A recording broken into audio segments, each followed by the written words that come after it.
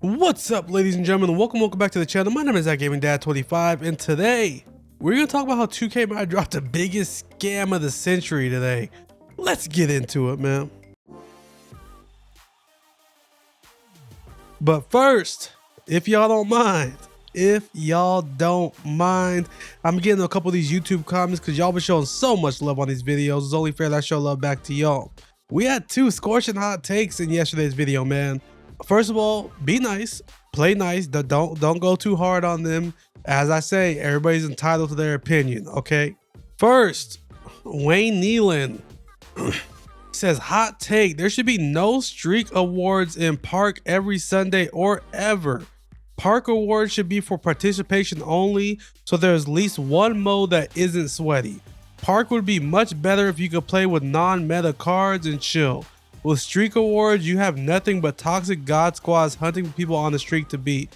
Plus, of course, the cheaters. So this one I kind of understand where he's coming from, because there's not really an online mode that you can go and not really have to sweat in too much, unless you play Showdown and just keep yourself in the lower tiers on purpose. So I could kind of understand where he's coming from, but then like maybe they should separate it into like a casual and a comp part, because you know some people like playing Park but they like getting rewarded also. But I somewhat understand where he's coming from here. Next, Devil D War said, I wish they would stop putting rewards in Park. If I wanted to play, I would play my career. They need to put these rewards in Showdown or salary cap. This guy is just like, on like the first guy I kind of got, but this guy's kind of like, you just don't want people to have rewards. So like the first guy's like, oh, I just want to play the game without sweating. This guy's like, no, there shouldn't be Park rewards. Nah, I'm just trolling, but everybody's entitled to their opinion, man. And as always, if you want to get a chance to get featured in tomorrow's video, be sure to leave a comment down below. Something that's either a conversation starter, something funny, anything like that. I always pick 2 or 3, mainly 2, but sometimes there's 3 or 4 that I like to talk about. So drop a comment down below. All right, let's get in the community corner where we tackle some of the hot topics around Twitter and give our opinions on them. 2K tweeted this today and it had people in the uproar. They said, collect all players from the sets released on Tuesdays during Season 4 for a 99 overall Dark Matter. And this is a 99 overall premium pack, so that means a random Dark Matter, not like a new Dark Matter. And lucky for us, my boy The Outsider says he's going to break it down for us completely. So he said, let me break this down for you. Please use this information as you wish.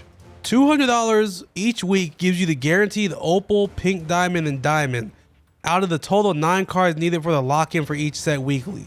5 sets of getting guaranteed cards is $1,000. Boy, I thought, am I tripping? I thought the lock-in was 200k VC. Isn't that like 50 bucks? Or am I tripping? We'll keep going. We'll hear them out. We'll let them cook. So if you need to buy the rest of the cards on the auction house, it will cost you roughly 1.2 million MT. Average opals going for 500k each, 80 to 90k for pink diamonds, and 16k for diamonds and lower. So collecting weekly remaining cards at 1.2 million for each set would be approximately 6 million MT. You would be paying close to $1,000 plus 6 million MT for the lock-in reward. And that reward being a random Dark Matter 5 weeks from today. Current Dark Matters are MJ, which is 2 million MT, or Dr. J, which is 2 million MT, excluding Shaq because he might or might not be in the set. We don't know yet. But you spend more for a card that is currently cheaper and is completely random, but definitely weighted to give you the worst of the options. Even if they change it in the future, this was implemented as a way to spend our money in the game. So the MT amounts, I'm fully there for him. He said it would be about 1.2 million for each set. I think the money's off, unless I'm mistaken. I thought the set with 1 Galaxy Opal, 1 Pink Diamond, 1 Diamond, I thought that was like 50 bucks. So I think the money's off a little bit, but the MT wise, he's completely right. Guys, do not do this set. Do not try and do this set. You will be disappointed. I promise you. The only way 2K can somewhat make this understandable is if they do it kind of like the Tis the Season set last year and the Freaky set, where it's like every other set is grindable. But I don't have it, like at this point in the game, I'm not really holding out any hope that 2K is going to give us too much grindable content. And even if they did do that, it'd still be a kind of ridiculous price point for a random Dark Matter. Lethal 2K said, this is a decoy, by the way. What's after February 11th? All-Star content. Do not try to lock this set in. All-Star content will be getting Wemby, Giannis, LeBron, Jokic, Embiid, and more. Exactly. So we're probably in these, what is it, 4 more drops? We're probably gonna get 3 or 4 more Dark Matters that aren't gonna be that good because all the good cards are coming on All-Star Break, guys. I've been calling this Wemby. Wemby's for sure coming. So do not lock in this set. Just take my word for it. I don't think you need to take my word for it because I think most of you guys have common sense, and I think most of you guys aren't gonna do it. Decentric says, all right, boys, it's happening for over a month now. Please look into this, man. Game is unplayable in this state. Defensive settings reset to automatic in all categories for no reason randomly at any given point in the match. Even after changing them, they will randomly reset. And yes, adaptive coach is set to manual. This is not the issue. There's a bug causing this. To further prove my point, the game literally just ends and crashes how it did here once you select your settings, how you would like them to be. This is something that I don't know how it didn't get addressed in the last patch. I don't know why they're just walking past it like it's not happening, because I've seen Decentric make multiple posts about it. I've made videos about it. I've seen a bunch of people make posts about this, and they're just choosing to ignore it. I know this is what they're probably being told to do because you don't want to comment on something you don't have the answer to. But, you know, I've seen Six Man Sam and I've seen Evan CC respond to tweets, so I know they're saying these things. It's a bad look on behalf of the entire company, and it sucks they gotta be the scapegoats, you know, because I'm sure they're good people. I haven't spoken to either of them individually, but I'm sure they're good people, and it sucks they gotta be the scapegoats because the company's not fixing the problem, you know. And this is a game-breaking issue. I know some people play on manual settings, on automatic settings anyways, but when you get to like tier 1, people know how to abuse those automatic settings. You need to have decent settings to win on that high of a tier, and it makes Showdown almost unplayable, man. It's really ridiculous at this point. Last thing I want to talk about, didn't have a tweet for it. Wemby is 5,000 salary and salary cap, guys.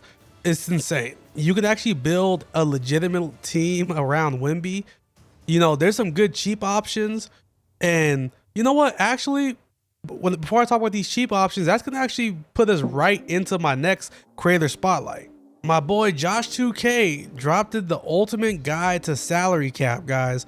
He went through every single position and gave 10 players at every position at different values that are just really good for salary cap. With how valuable salary cap is this season, it has the best rewards in the game. I think it's 3 pink diamond premiums and an opal premium.